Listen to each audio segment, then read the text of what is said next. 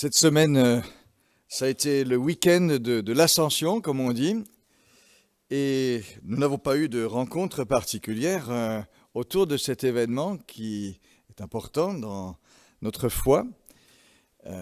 Et je sais que je passais devant l'église Sainte-Marie jeudi matin et je me disais, tiens, eux, ils ont un culte et nous, on n'en a pas. Et puis, je me suis dit, ça vaut la peine que nous puissions ensemble, ce dimanche, réfléchir à ce que signifie ce thème du fait que Jésus est remonté au ciel. Et je vous invite donc à lire le récit de l'ascension de Jésus, mais je déborderai par rapport au texte lui-même pour essayer de faire quelques remarques d'ensemble.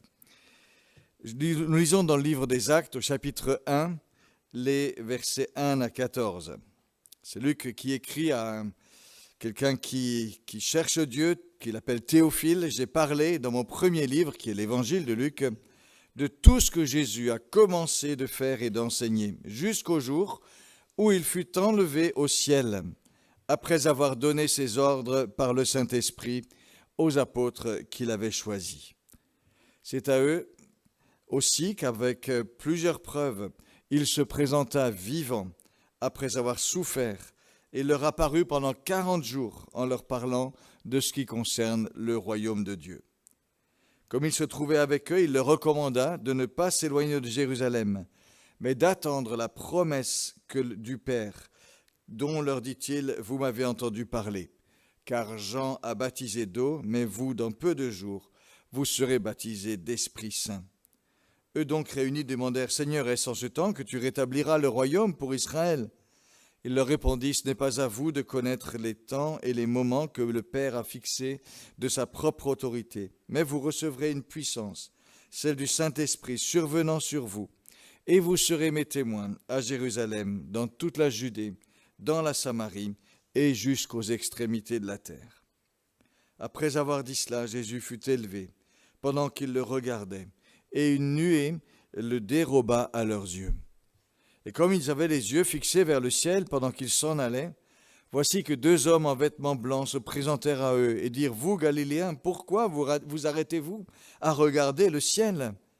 Ce Jésus qui a été enlevé au ciel du milieu de vous reviendra de la même manière dont vous l'avez vu aller au ciel. » Alors ils retournèrent à Jérusalem, depuis le mont appelé des Oliviers, qui est près de Jérusalem, à la distance d'un chemin de sabbat. Quand ils furent entrés, ils montèrent dans la chambre haute où ils se tenaient d'ordinaire. C'étaient Pierre, Jean, Jacques et André, Philippe et Thomas, Barthélemy et Matthieu, Jacques fils d'Alphée, Simon le Zélote et Jude fils de Jacques. Tous, d'un commun accord, persévéraient dans la prière avec les femmes, avec Marie, mère de Jésus, et avec ses frères. Jusqu'ici, notre lecture.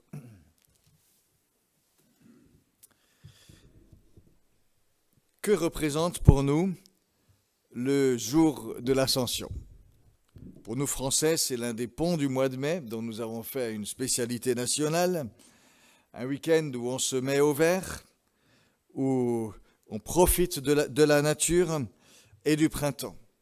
Cette année, un petit avant-goût de vacances pour certains, mais pas encore le déconfinement. Le temps n'était pas vraiment au rendez-vous. Cette fête tombe un jeudi, 40 jours après Pâques, et c'est vrai que nous ne célébrons pas dans nos évangéliques d'un culte spécial comme nous le faisons pour Noël, pour Pâques ou pour Pentecôte. Est-ce que l'Ascension serait une fête oubliée ? L'Ascension concerne cependant un moment important de la vie et du ministère de Jésus. Toutes nos confessions de foi l'intègrent. Il est remonté au ciel. Que représente vraiment le jour de l'Ascension ? Je me demande si nous n'avons pas un peu de mal quand même avec l'Ascension, parce qu'il s'agit quand même d'une véritable rupture. Jésus remonte au ciel après être venu faire sa demeure parmi nous. Une nuée le déroba aux yeux des disciples, nous dit le texte que nous avons lu. Il n'est plus là. Il y a eu ce temps où, comme le dit l'apôtre Jean, Il avait été possible de voir de ses yeux celui qui était la parole de vie, où il était possible de le contempler, où l'on pouvait le toucher de ses mains. Et Jean dit, on l'a fait, on l'a vu, on l'a contemplé, on l'a touché. Et ce temps-là est terminé. Ça veut dire que désormais, nous aimons le Seigneur Jésus, mais sans l'avoir vu. Nous croyons en lui, mais sans le voir encore. Et ce n'est pas forcément facile. À Noël, on s'émerveille. Le Seigneur vient vers nous. Il se fait semblable à nous. Il est tout proche de nous. C'est immense, c'est plein de grâce, c'est plein d'amour. Le jour de l'Ascension, Jésus nous laisse. Il laisse les siens. C'est jamais agréable d'être laissé. Ça laisse des bleus à l'âme. On doit désormais affronter les mêmes réalités sans celui ou celle qui est parti. Ça demande d'en prendre sur soi, d'être un peu plus fort, plus adulte. On peut craindre aussi d'être délaissé. Et l'ascension a ce côté exigeant pour le peuple chrétien. Elle signifie qu'il nous faut vivre sans Jésus physiquement parmi nous. Nous attendons bien sûr son retour. Lorsqu'il paraîtra, nous le verrons tel qu'il est. Mais entre les récits de l'Évangile qui nous disent la façon dont Jésus a marché parmi nous et a vécu parmi nous, et ce nous le verrons tel qu'il est, Jésus n'est plus là physiquement. Et ça, il faut l'assumer. Certes, Jésus promet, je suis avec vous tous les jours jusqu'à la fin des temps. Jésus dit aussi, là où 2 ou 3 sont rassemblés, je suis au milieu d'eux. Il s'agit là d'une présence spirituelle. Comme quand on dit, le Seigneur pense à moi. Il se rend présent vraiment à nous. Et il est là. Et le relais de sa présence est assuré par son esprit, c'est un vrai cadeau. Mais son lieu à lui désormais, c'est le ciel. Et ceci jusqu'à son retour en gloire. Vous ne m'aurez pas toujours avec vous. Jésus l'avait dit à ses disciples. Ce côté de l'ascension est un peu exigeant pour nous. Il nous faut être adultes, l'assumer vraiment. Mais acceptons un moment de nous décentrer de nous-mêmes et pensons à Jésus. Pour lui, retrouver sa gloire après avoir accompli jusqu'au bout sa mission, pour lui, c'est vraiment un achèvement. C'est vraiment un achèvement, une joie, un aboutissement. Il retourne auprès du Père, impatient désormais de réaliser la suite du projet de Dieu, désormais rendu possible grâce à tout ce qu'il a accompli en venant sur la terre. Et cette étape du projet de Dieu, qui était absolument nécessaire, mais si exigeante et coûteuse, cette étape de sa présence sur la terre et de son œuvre, elle est réalisée désormais. Elle est bien réalisée. Et remonter au ciel, c'est continuer à agir pour l'humanité, mais avec la joie de cet achèvement.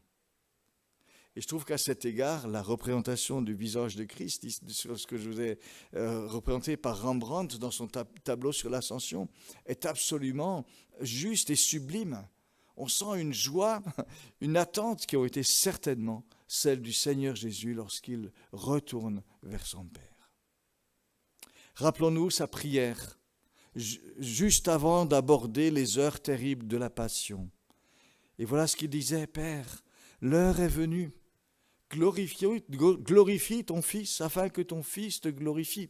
Et là, ce n'était pas encore la gloire du retour auprès du Père, mais c'était être glorifié au travers le chemin douloureux de la croix et de la résurrection.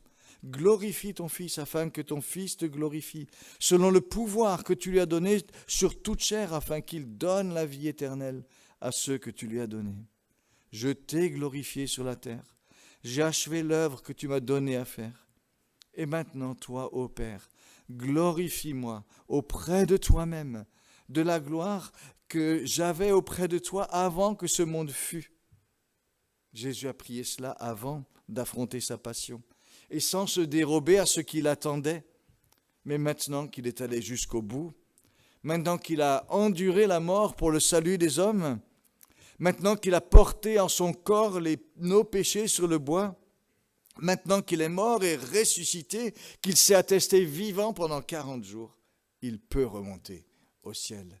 Il peut remonter au ciel et continuer d'agir en faisant valoir ce qu'il a accompli sur la terre.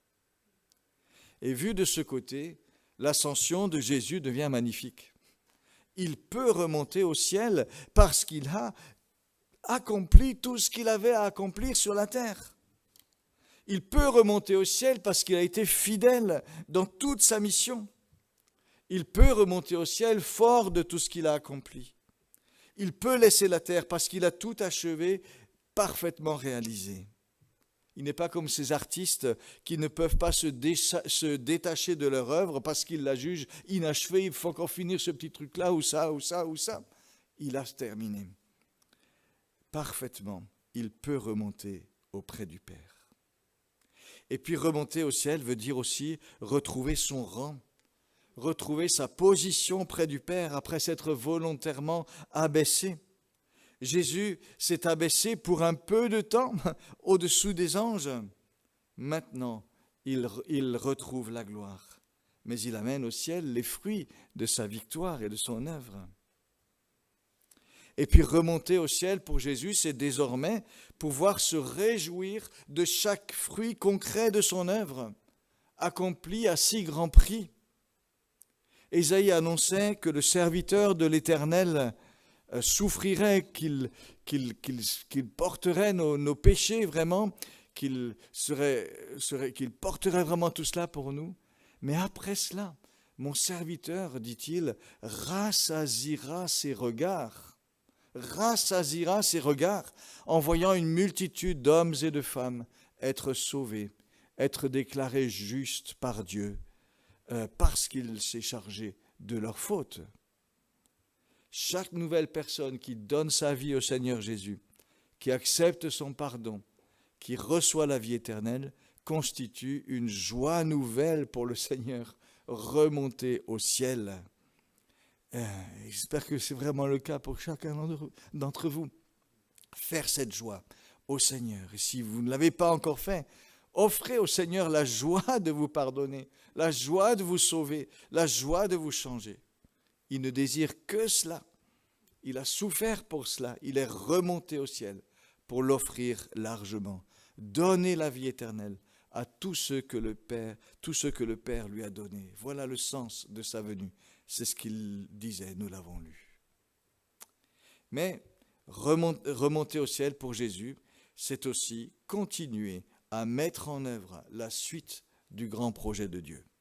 Il n'est pas remonté au ciel pour se reposer, pour prendre sa retraite. Ce n'est pas du tout ça, le sens du retour de Jésus auprès du Père. Il continue d'agir à partir de sa situation d'autorité renouvelée. Tout pouvoir m'a été donné dans les cieux et sur la terre. Le premier acte visible de cette action est l'envoi du Saint-Esprit, le jour de la Pentecôte. Et l'apôtre Pierre y voit vraiment la preuve que Jésus reste agissant depuis le ciel. Il est désormais le Seigneur et le Messie qui est assis à la droite du Père. C'est ce qu'il dit en acte 2 lorsqu'il prêche. Il dit vraiment c'est lui que le ciel a reçu jusqu'au temps de rafraîchissement qui viendront de la part du Seigneur. Jusqu'au rétablissement de tout ce dont Dieu a parlé par la bouche des prophètes d'autrefois. Ça, c'est la toute première prédication de Pierre, acte 2, acte 3. Et cela veut dire que vraiment, pour lui, le plan de Dieu continue. Jésus est remonté au ciel, ce n'est pas la fin de tout, mais au contraire, le plan de Dieu continue. Et Jésus reste au cœur de l'action.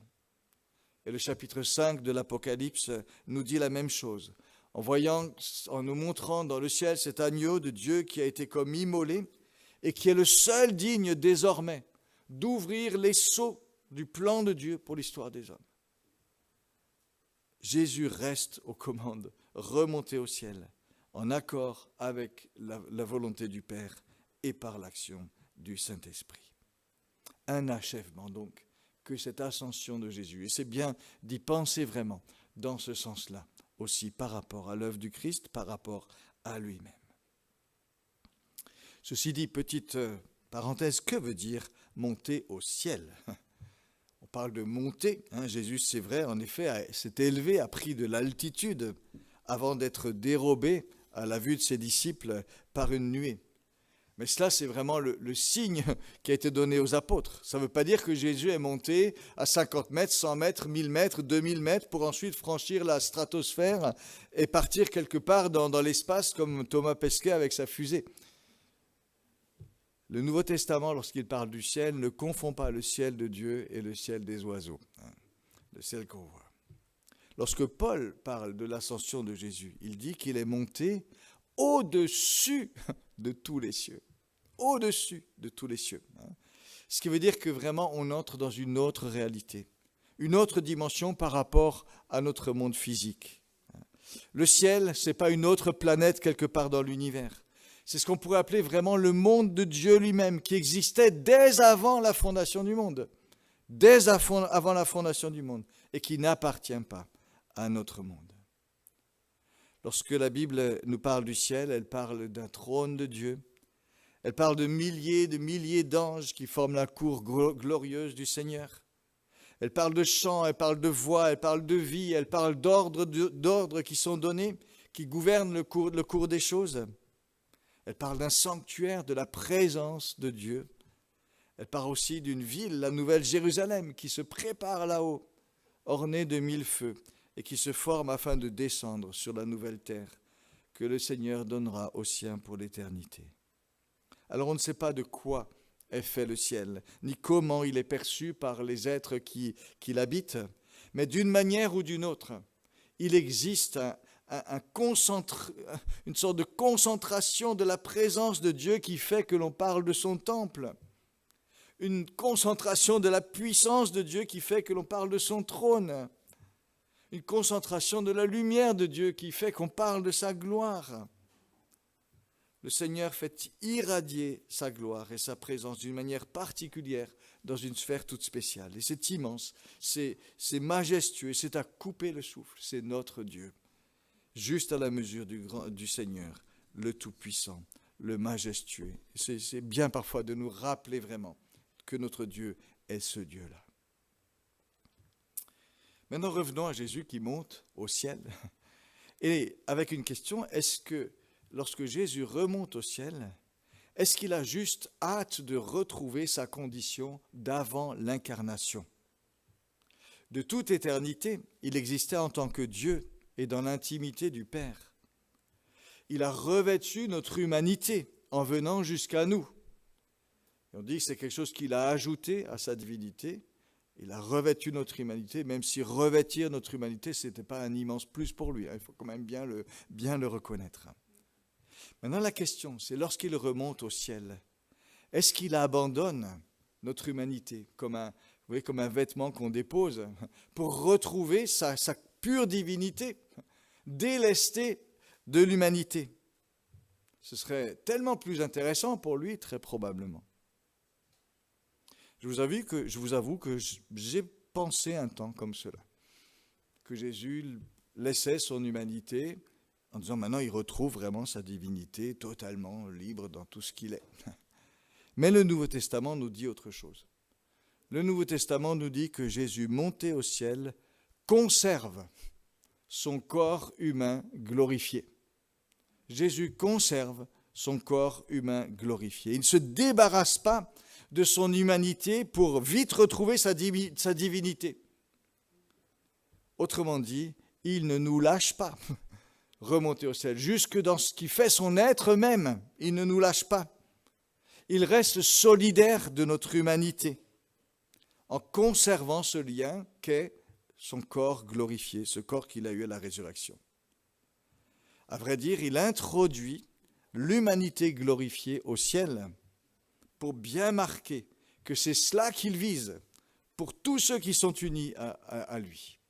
Il ne nous abandonne pas là-haut, il nous précède. Il avait dit, je vais vous préparer une place, mais il nous précède, y compris dans son être même. Alors qu'est-ce qui permet de dire cela? Deux, trois textes. Lorsque Paul parle de l'unique médiateur entre Dieu et les hommes, il y a un seul médiateur entre Dieu et les hommes, c'est Jésus-Christ, homme, dit-il. Et pas Jésus-Christ qui a été homme et qui ne l'est plus, mais Jésus, homme, caractérisé par l'humanité. C'est lui qui est notre médiateur. Et qui jugera le monde au jugement dernier? C'est, annonce Paul, l'homme Jésus, ressuscité d'entre les morts. Acte 17, verset 31. Dieu a fixé un jour où il va juger le monde selon la justice par un homme qu'il a désigné. Et il en a donné une preuve certaine en le ressuscitant des morts. Paul ne parlerait jamais comme cela si Jésus, en remontant au ciel, avait abandonné son humanité. Il dit c'est par un homme que Dieu a désigné et qu'il a prouvé ce choix en le ressuscitant. Chaque fois que l'Apocalypse parle de l'agneau immolé, c'est de Jésus dont il est question, et le mot agneau est un langage théologique pour parler de lui, mais on parle de Jésus qui a gardé son humanité parce qu'il est celui qui a été comme immolé. On voit encore sur ce qu'il a été, ce qu'il a fait. C'est en son corps glorifié que Jésus est l'agneau qui a été immolé.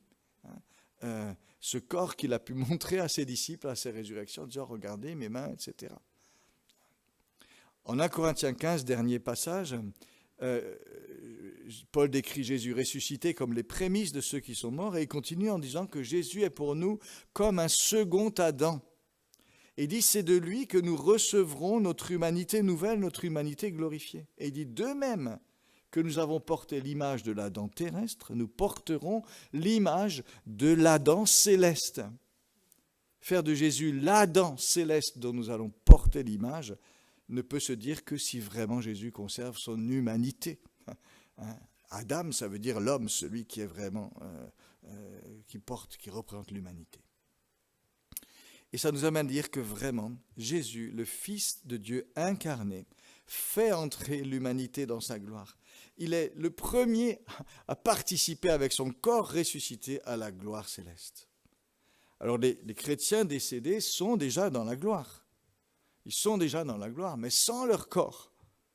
Ce sont des âmes désincarnées. En Jésus, ils voient ce qu'ils recevront à la résurrection.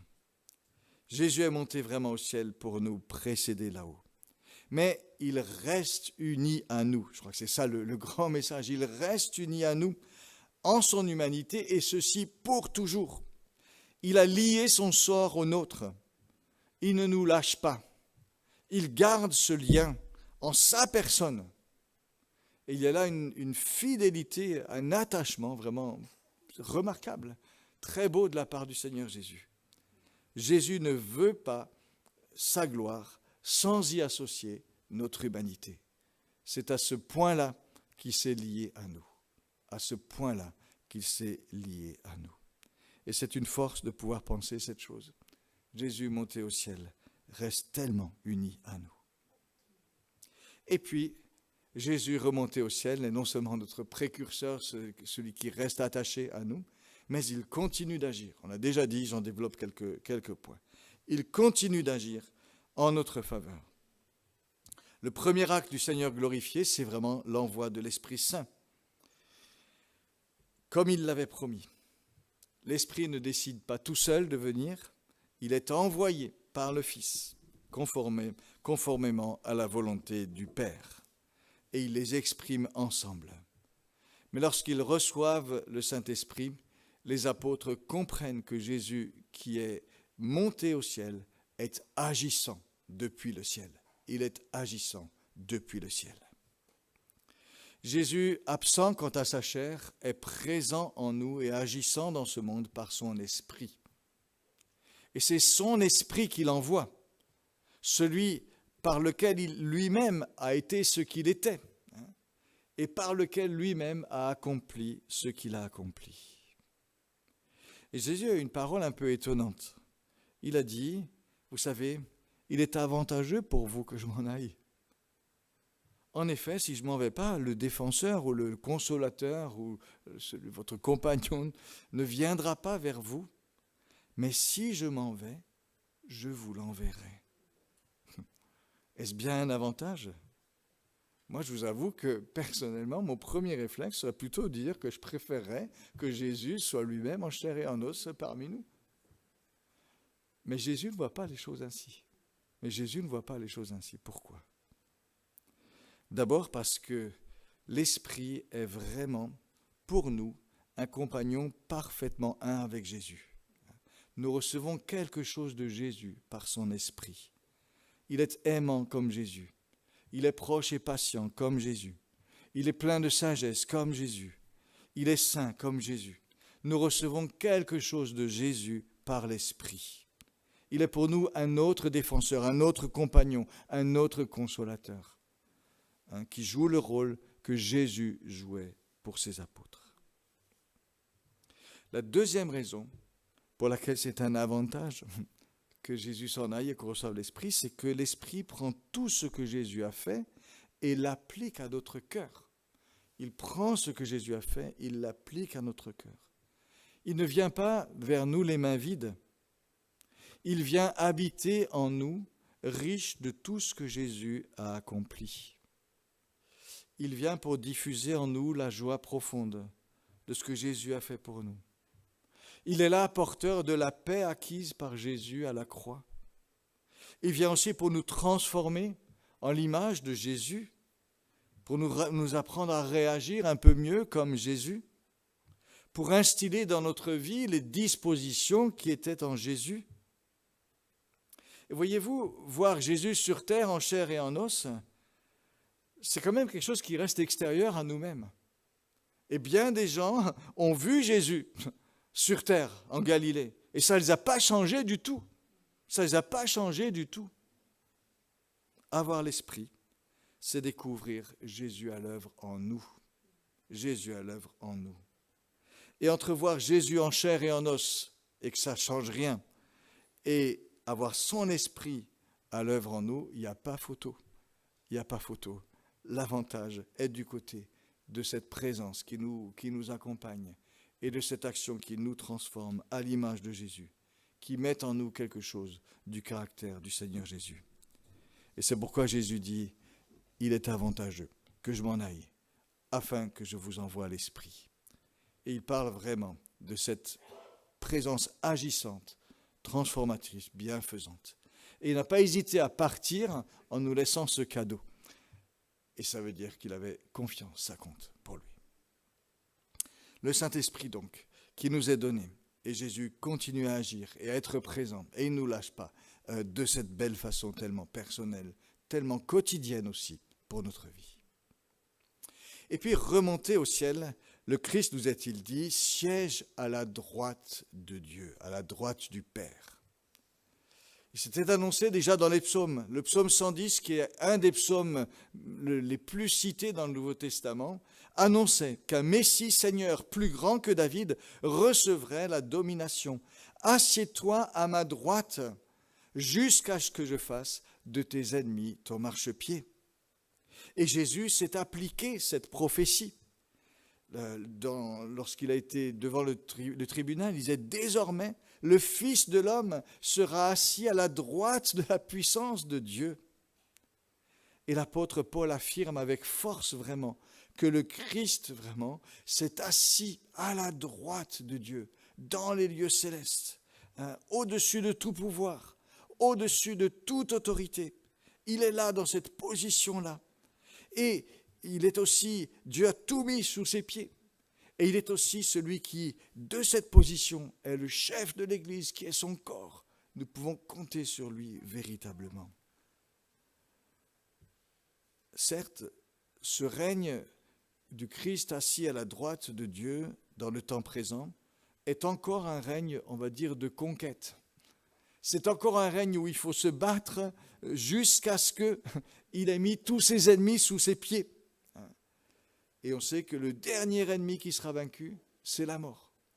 Et il y a des choses à vaincre jusque-là. Mais Jésus, remonté au ciel, est engagé dans ce combat. Est engagé dans ce combat pour la réalisation du plan de Dieu. Et il le mènera jusqu'à la victoire finale lors de son retour, lorsqu'il fera toutes choses nouvelles. Et ça veut dire que nous ne luttons jamais seuls sur la terre. Nous ne luttons jamais seuls sur la terre. Jésus-Christ est au-dessus de tout pouvoir, au-dessus de toute autorité. Il s'implique avec nous. Il nous donne son esprit. Nous pouvons faire valoir la puissance de son nom. Il est assis à la droite du Père.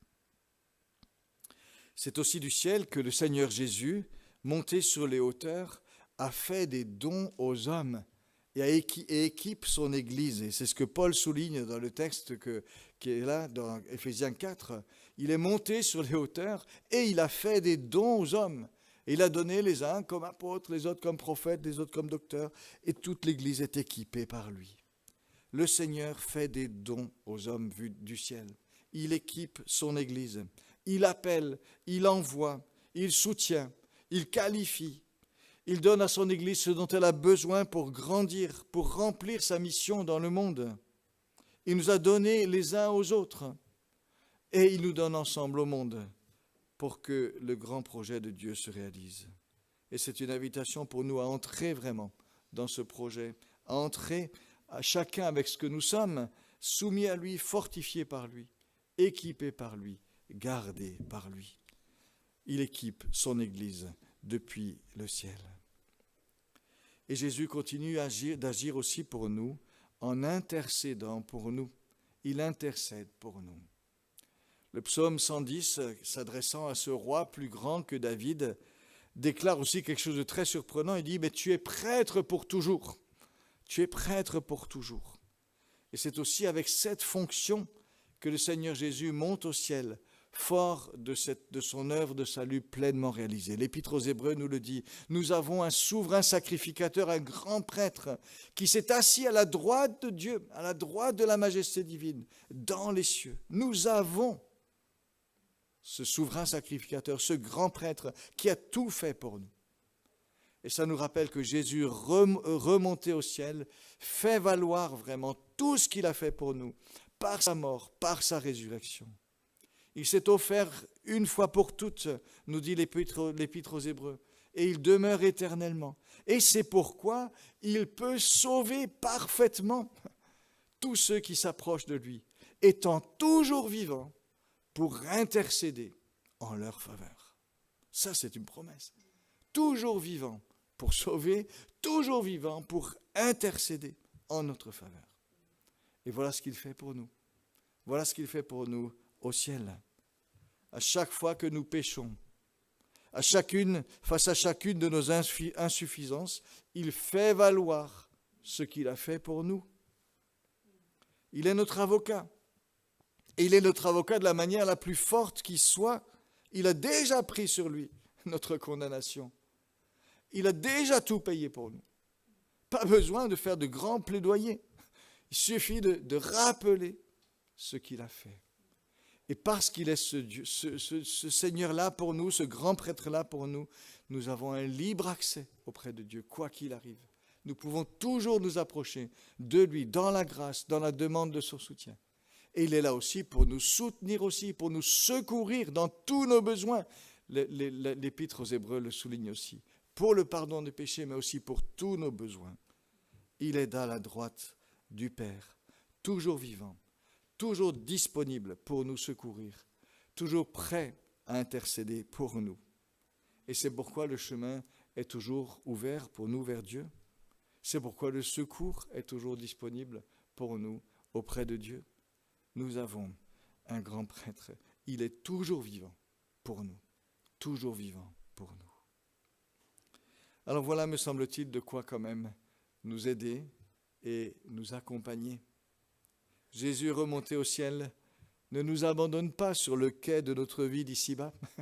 C'est pas comme ça qu'il va voir ce départ. Bien au contraire, il reste solidaire, il reste agissant, il reste puissant pour nous, il reste concerné par nous. Nous n'avons pas à rester les yeux fixés au ciel, les bras ballants, un peu désemparés parce que Jésus est remonté là-haut. Bien au contraire, nous pouvons nous appuyer sur lui, sur tout ce qu'il a acquis pour nous, sur ce qu'il continue de faire, sur ce qu'il continue d'être, parce que toutes les destinées du plan de Dieu, du projet de Dieu sont en ses mains. Nous pouvons vraiment nous y attendre. Alors oui, continuons à avancer avec confiance, Attendons-nous à lui vraiment. Ayons confiance, engageons-nous dans ce qu'il nous confie. Soyons ses témoins, joyeux, confiants, ici, partout. Il ne nous lâche pas. Il ne nous lâchera jamais. Il réalisera jusqu'au bout le plan de Dieu dans sa totalité. L'ascension n'est pas un abandon. C'est une fidélité renouvelée. C'est un engagement qui continue. Jésus-Christ est le même, hier, aujourd'hui, éternellement. Il est cet